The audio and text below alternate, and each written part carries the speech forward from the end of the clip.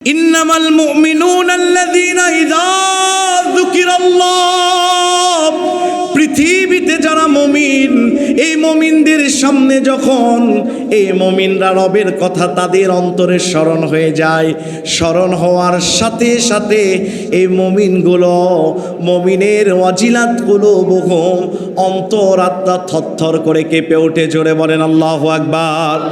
রাইসুল মুফাসসিরিন আব্দুল্লাহ ইবনে আব্বাস রাদিয়াল্লাহু তাআলা আনহু তিনি বলছেন, এটি পাবেন তাফসীর ইবনে কাসিরের ভিতরে। তিনি বলছেন পৃথিবীতে মুমিন যারা, এরা রবের কথা স্মরণ হলে এদের অন্তর চতুর্গুণে কেঁপে ওঠে। শুধু তাই নয়, এদের শরীরের একটা করে পশম পর্যন্ত খাড়া হয়ে যায়, অন্তর থরথর করে কেঁপে ওঠে।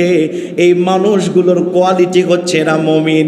আর মুনাফিকরা পৃথিবীতে যতই নামাজ পড়ুক না কেন, রাইসুল মুফাসসিরিন আব্দুল্লাহ ইবনে আব্বাস বলছেন, তারা নামাজে যতই কোরআন তেলাওয়াত হোক না কেন, যারা মুনাফিক শ্রেণীর লোক হবে, নামাজের তেলাওয়াত তাদের অন্তরকে বৃদ্ধি করতে পারবে না, অন্তরকে আকর্ষণ করতে পারবে না, অন্তরকে মজা দিতে পারবে না।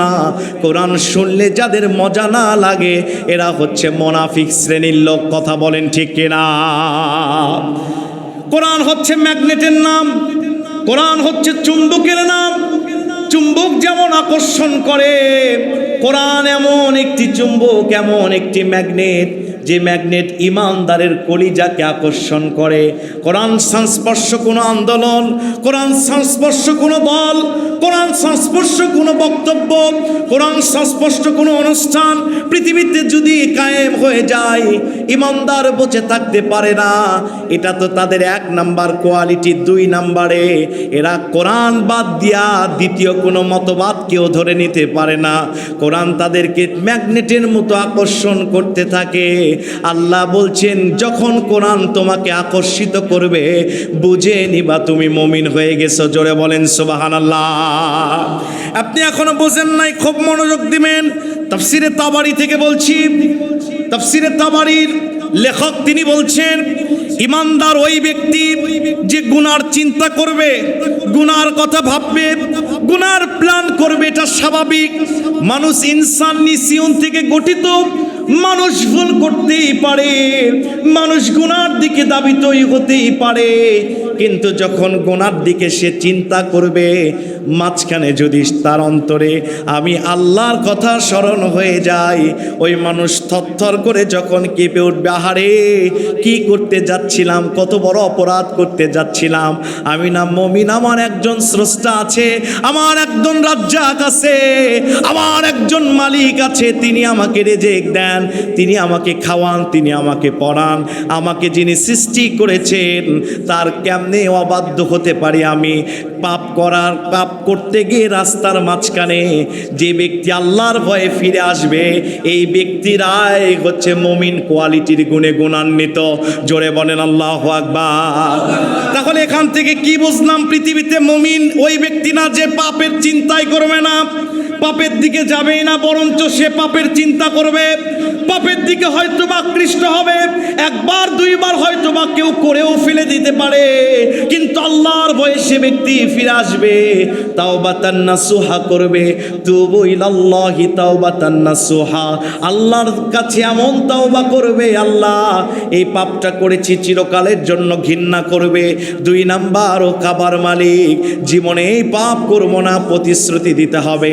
তিন নাম্বার, এই পাপের সমস্ত দরজা সে নিজ হাতে বন্ধ করে দিবে। এই তিনটা চেতনা কারো ভিতরে আসতে দেরি, এই মানুষের ভিতরে মুমিনের কোয়ালিটি আসতে দেরি হবে না। জোরে বলেন আল্লাহু আকবার। আপনি যত বড় ইমানদার হন, যত বড় প্রাইম মিনিস্টার হন, যত বড় এমপি হন, যত বড় আপনি মন্ত্রী হন, যদি দুনিয়াতে আপনার দাম থাকে, আখিরাতে দাম পাওয়ার জন্য আপনাকে মুমিন হতে হবে। কথা বলেন না কেন?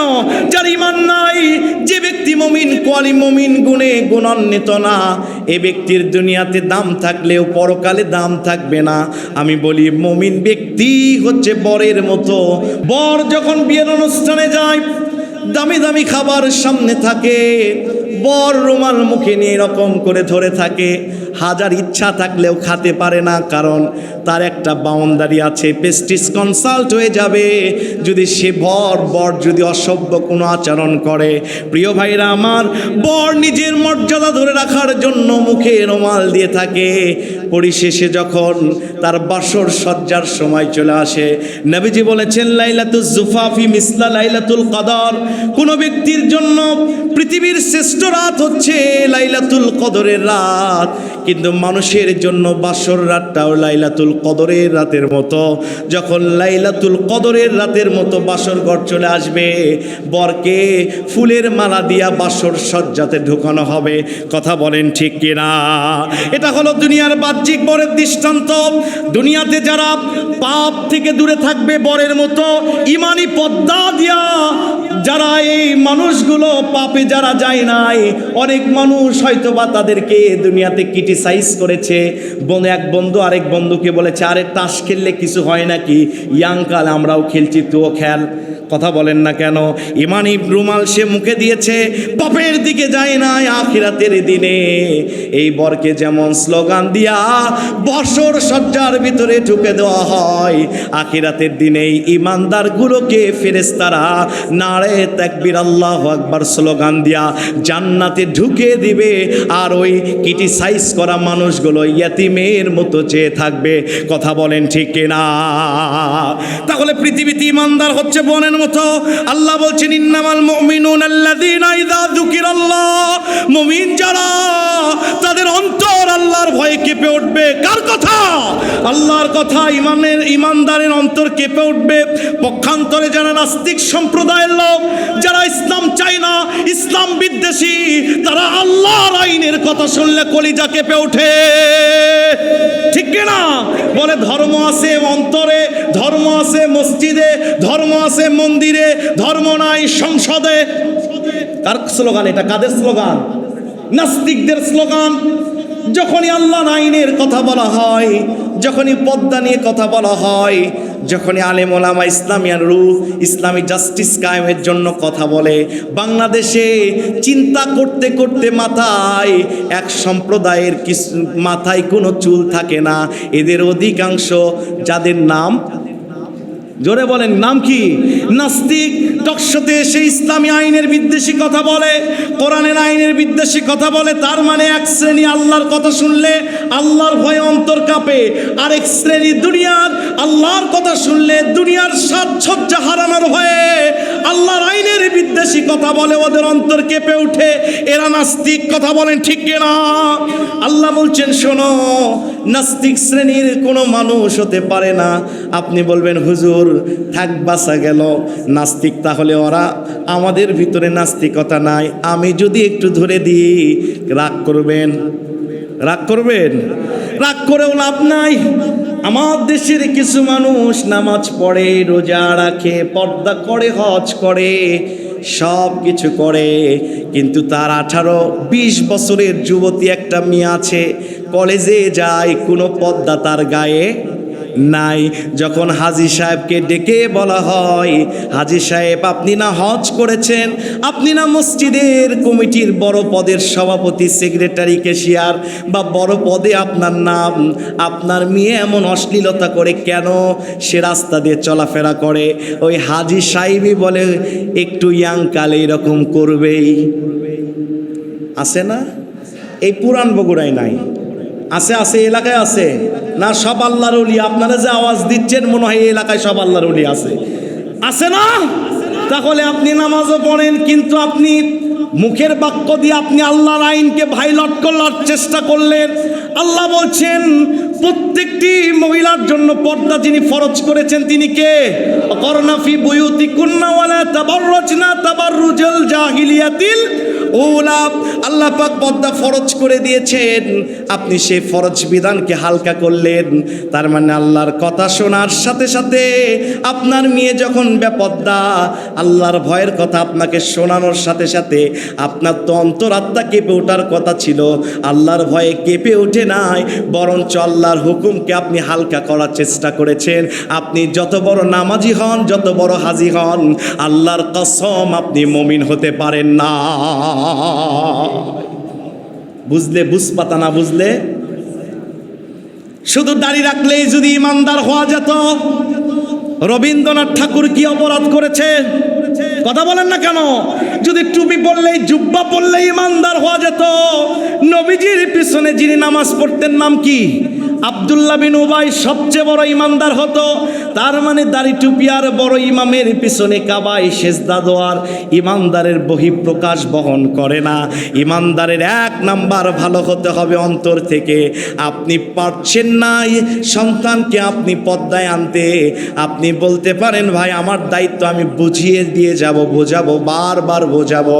হেদায়েত দেওয়ার মালিক কাবার মালিক আল্লাহ। কিন্তু আপনি এই কথা না বলে আফসোস না আসে আপনি আল্লাহর আইন যখন ভায়োলেট করার চিন্তা করলেন, আল্লাহর কসম আপনার ইমানি গুণ এখনো আসে নাই। ঠিক না? আল্লাহ রাব্বুল আলামিনের পরে 2 নাম্বার বলছেন শোনো, শোনো দুনিয়ার মানুষ শোনো। এই ইমানদারের গুণ থেকে আরেকটা শিক্ষা আপনাদের নিতে হবে। 1 নাম্বার পয়েন্ট থেকে, যখন হুজুর ওয়াজ করে, যদি সভ্য কোনো শ্রোতা হতে চান, কোরআনী আয়াত থেকে যখন আলোচনা হবে, কোরআন যখন হয়, আসমানি নাযালাত আলাইহিমুস সাকিনা, আসমানি রহমত নাজিল হয়। রহমত যখন নাজিল হয় মানুষের একটু ঘুম ধরতেই পারে। কথা বলেন ঠিক কিনা? এসির ঘরে থাকলে কি ঘুম ধরে না? ধরে না? ধরে কি না? তার মানে আপনি শান্তিতে আছেন, আপনার ঘুম ধরে যাবে। কোরআন যখন ডাইরেক্ট হয় আপনার ঘুম ধরতেই পারে।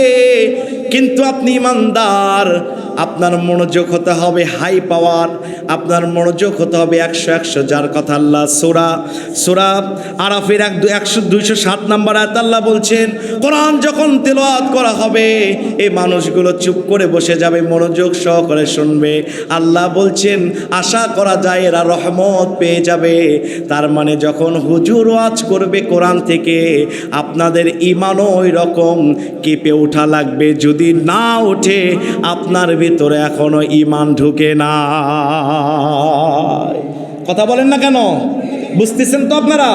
2 নাম্বার আল্লাহ রাব্বুল আলামিন বলছেন শোনো, ওয়াইদা তুলিয়াত আলাইহিম আয়াতুহু যাদাতুহুম ঈমানা, ওয়াইদা তুলিয়াত আলাইহিম আয়াতুহু যাদাতুহুম ঈমানা।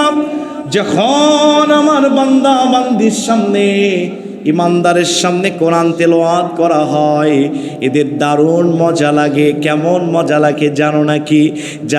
যাদাতহুম ঈমানা, ঈমান যদি 2 আনা 3 আনা 4 আনা হয়ে থাকে, এই ঈমান 16 আনায় পরিপূর্ণ হয়ে যায়।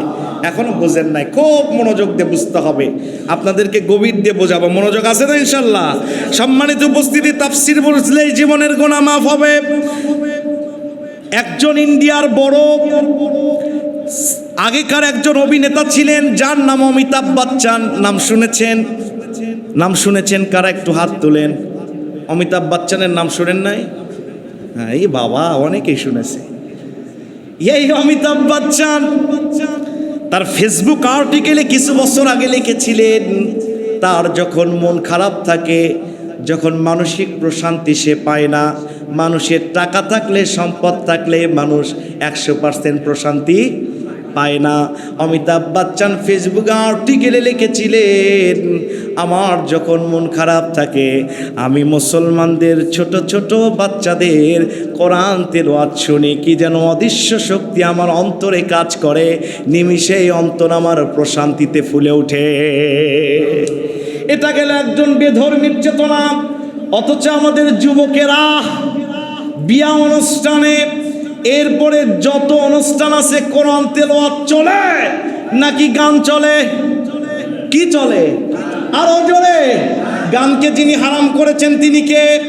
আমি আয়াতে টান দিব, আপনাদের আল্লাহু আকবার বলতে হবে। পারবেন না? সূরা লোকমান 6 নম্বর আয়াত আল্লাহ বলছেন, وَمِنَ النَّاسِ مَن يَشْتَرِي لَهْوَ الْحَدِيثِ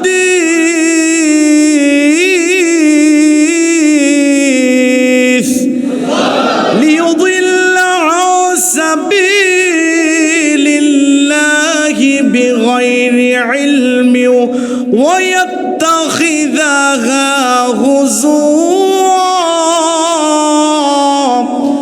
أولئك لهم عذاب مهين।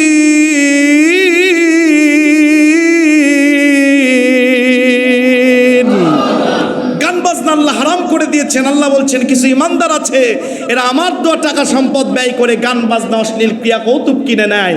কথা বলেন ঠিক কিনা? সম্মানিত উপস্থিতি, তাহলে গান আমাদেরকে প্রশান্তি দিতে পারে, আমরা এমন মুসলমান, কোরআন আমাদেরকে প্রশান্তি দিতে আজও পারে নাই, তার মানে ইমানি চেতনা আপনার ভিতরে আজও ঢুকে নাই। কথা বলেন ঠিক কিনা? যদি আপনার ভিতরে ইমানি চেতনা ঢুকত কেমন হতো? আল্লাহর কোরআন শুনলে আপনার ইমানে ভয় লেগে যেত, ইমান বেড়ে যেত। সুনানে বাইহাকির একটি ঘটনা, রাসূলের সাহাবী আব্দুল্লাহ ইবনে ওমর রাদিয়াল্লাহু তাআলা আনহু তার কিছু সাহাবীদেরকে নিয়ে, সহচরদেরকে নিয়ে তিনি সফরে বের হয়েছেন। রাস্তার মাঝখানে দুপুরে রক্ত হয়ে গিয়েছে। আল্লাহর নবী বলেছেন, নবীজি বলেছেন, কিলু ফাইনাশ শাইতানা লা ইয়াকিলু, তোমরা দুপুরের খাবারের পরে কাইলুলা করো, তার মানে একটু শুয়ে থাকো, একটু হেলান দিয়ে থাকো।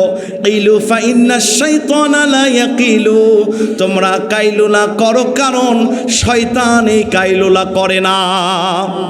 নবীজির সাহাবী তিনি দুপুরের খাওয়ার জন্য বন জঙ্গলের মাঝখানে বসে গেলেন তার সহচরদেরকে নিয়ে। পাশে দেখলেন একজন রাখাল মেষ নিয়ে যায়।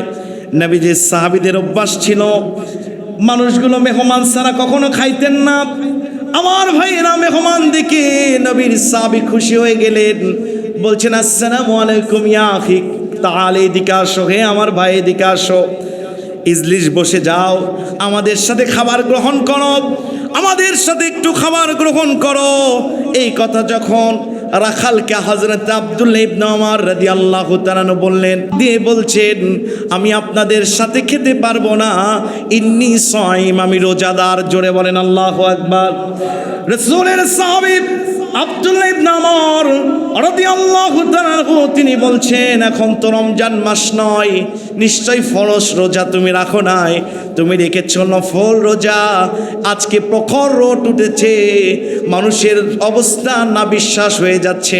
এমন অবস্থায় তোমার দেহকে সুস্থ রাখার জন্য তোমার একটু পানাহার খাওয়া দাওয়া দরকার, রোজা ভেঙে দাও, আমাদের সাথে বসে যাও, কোনো গুনাহ হবে না। নফল রোজা ভাঙলে খেয়াও, আমাদের সাথে খাবার গ্রহণ করো, ভালো ভালো মানের খাবার আমাদের পাশে আছে।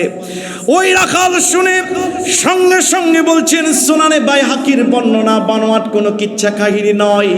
রাখাল শুনে সঙ্গে সঙ্গে বলছে, আমি ওই শূন্য দিনের জন্য কষ্ট করে যাচ্ছি, যে শূন্য দিনে মানুষের আমল ছাড়া কোনো কিছু কাজে লাগবে না।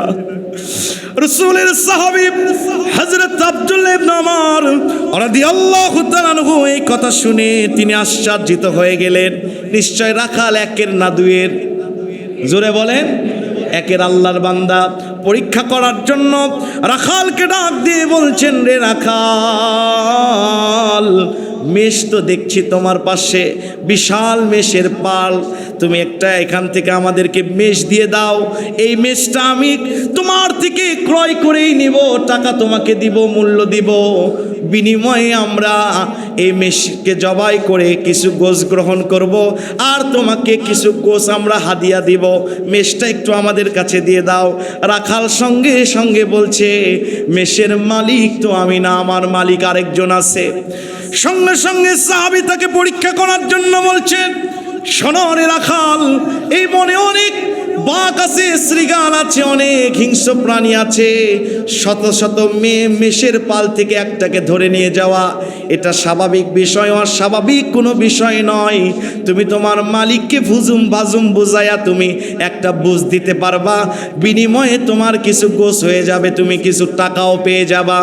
রাখাল সঙ্গে সঙ্গে দু চোখের পানি ছেড়ে দিয়ে বলছেন, কোরআনের ওই আয়াত যেন তার সাথে মিলে গিয়েছে, ইন্নামাল মুমিনুনা আল্লাযীনা ইযা যুকিরাল্লাহ ওয়াজিলাত কুলুবুহুম, আল্লাহর স্মরণ তার ভিতরে চলে এসেছে, অন্তর চতুর্গুণে অন্তর কেঁপে উঠেছে, শুধু কেঁপে উঠে নাই, ওয়াইদা তুলিয়াত আলাইহিম আয়াতুহু যাদাতহুম ঈমানা, কোরআনের আয়াত যেন তার সামনে এসেছে, ইন্নী আখাফুল্লাহ, বান্দা যারা হবে, ইয়া আইয়ুহাল্লাযীনা আমানুত্তাকুল্লাহ হাক্কা তুকাতিহি, এই ইমানদারেরা আল্লাহ আল্লাহকে ভয় করো, ভয় করার মতো ভয় করো।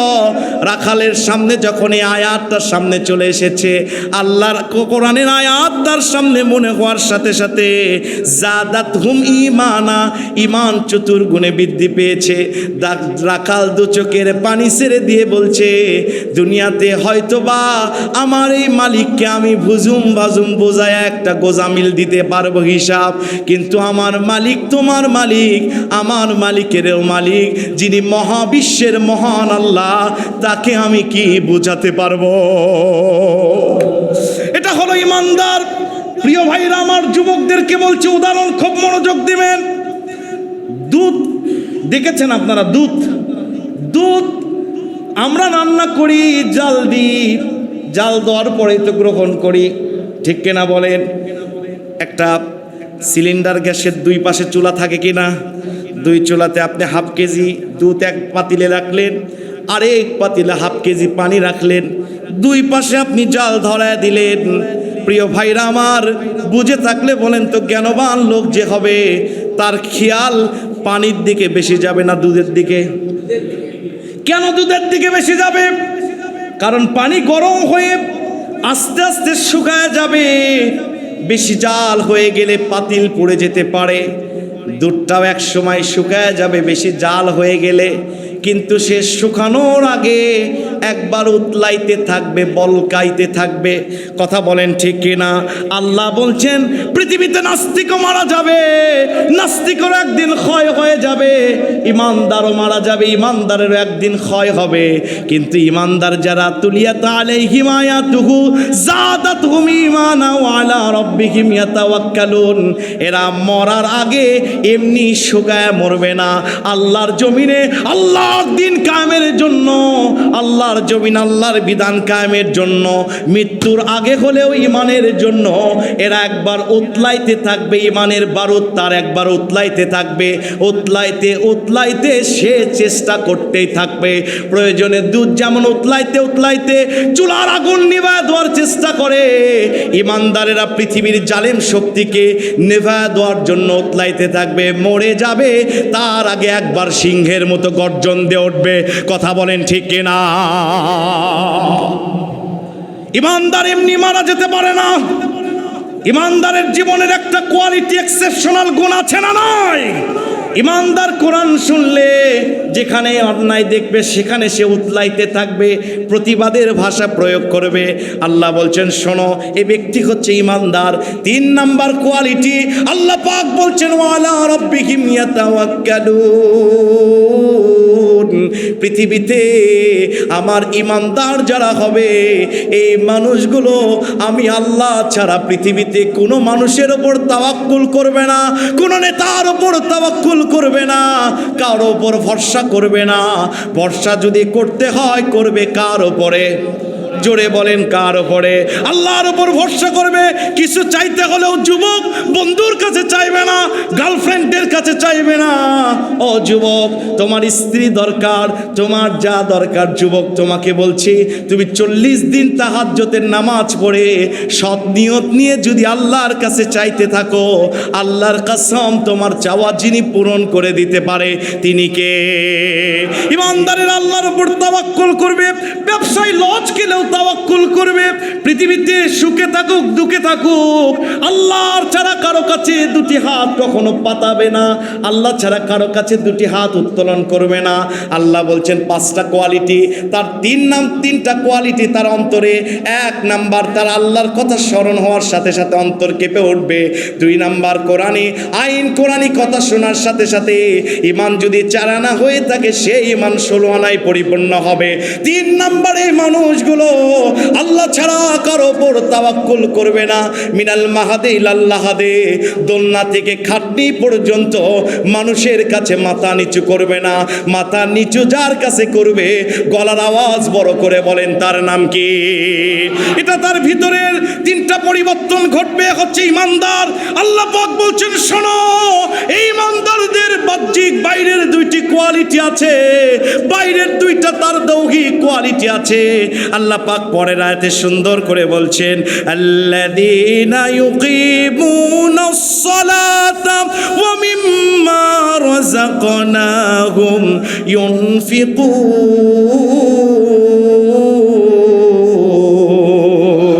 এই মানুষগুলো পৃথিবীতে নামাজ কায়েমের চেষ্টা করবে, পরিবার থেকে রান্নাঘর থেকে সংসদ ভবন পর্যন্ত নামাজ কায়েমের চেষ্টা করবে। শুধু মসজিদ কমিটি হয়ে বসে থাকবে না, মসজিদ কমিটির অন্যতম দায়িত্ব হচ্ছে মসজিদ যেমন পরিচালনা করবে, তেমনি সমাজে যে মানুষগুলো নামাজ পড়ে না তাদের দ্বারে দ্বারে যে নামাজের দাওয়াত দিবে। কথা বলেন ঠিক কিনা? প্রিয় ভাইরা আমার, নামাজের দাওয়াত দিবে, যেখানেই পাবে নামাজের দাওয়াত দিবে, নামাজ কায়েমের চেষ্টা করবে। আল্লাহ পাক বলছেন শোনো, ওয়ামিম্মা রাযাকনাহুম ইউনফিকুন। 5 নাম্বার কোয়ালিটি তাদের, এই ইমানদার মুমিন যারা হতে চায় তাদেরকে আমি আল্লাহ যা রিজিক দিয়েছি এই রিজিক থেকে সে সর্বদাই ব্যয় করবে। একটু হোক বেশি হোক ব্যয় করবে, ব্যয় করার অভ্যাস তার থাকবে, আল্লাহ রাস্তায় সে খরচ করবে। এই 5টা কোয়ালিটি যার ভিতরে আসবে প্রিয় ভাইরা আমার, তাহলে 1 নাম্বার কোয়ালিটি বুঝলাম, আল্লাহর নাম শুনলে অন্তর কেঁপে উঠবে। 2 নাম্বার, অন্তর চতুর্গুণে বৃদ্ধি হয়ে যাবে, মৃত্যুর আগে ইমানদার একবার বিস্ফোরণ হবে। প্রিয় ভাইরা আমার, 3 নাম্বারে আল্লাহ ছাড়া কারো উপর তাওয়াক্কুল করবে না। 4 নাম্বার, সব জায়গায় নামাজ কায়েমের চেষ্টা করবে। একটা বন্ধু নামাজ পড়ে না, আরেক বন্ধু নামাজ পড়ানোর জন্য চেষ্টা করবে। এরপরে আমার ভাইরা 40 দিন হয়তো বা বন্ধুকে দাওয়াত দিবে, 41 দিনের দিন বিরক্তি হয়েও নামাজ পড়বে। ঠিক কিনা বলেন? এরপরে 5 নাম্বার, আল্লাহ রাস্তায় দান করবে, ব্যয় করবে। তুমি ছাত্র হয়েছে তো কি হয়েছে, বন্ধুর 4 বিল দেওয়ার জন্য আগিয়ে যাও, কিন্তু আল্লাহর রাস্তায় 10 টাকা দেওয়ার সময় পকেট থেকে টাকা বাড়ায় না। কথা বলেন না কেন? আল্লাহ বলছেন এই কোয়ালিটি আসলে আমি আল্লাহ বলছি উলাইকা হুমুল মুমিনুনা হাক্কা। পৃথিবীর জমিনে যারা মুমিন হিসেবে নিজেদেরকে দাবি করে, আমি কাবার মালিক আল্লাহ বলছি, শুনে রেখে দাও দুনিয়ার মানুষ, উলাইকা হুমুল মুমিনুনা হাক্কা। পৃথিবীতে ইমানদার দাবি করলে ইমানদার হওয়া যায় না। আমি আল্লাহ নিজে ডিগনিটি দিলাম, সার্টিফিকেট দিলাম। 5টা কোয়ালিটি যাদের ভিতরে আসবে আমি আল্লাহ বলছি এরা সত্যিকার মুমিন, এরাই সঠিক মুমিন, এরাই যথেষ্ট মুমিন। সেইদেরকে আমি কি দিব? শোনো, 3টা পুরস্কার দিব। লাহুম দারাজাতুন ইনদা রাব্বিহিম। তার রবের কাছে তাদের জীবনের বাঁকে বাঁকে অনেক পুরস্কার আছে, দুনিয়া আখিরাতে সে পুরস্কৃত হবে। তাদের রব তাকে পুরস্কৃত করবে, তাদের রব ব্যবসায় তাদেরকে তারাক্কি দান করবে, জীবনটা পুরস্কার দেয়া নিয়ামত দিয়ে ভরে দিবে। ও মাগফিরাতুন ওয়া রিজকুন কারীম।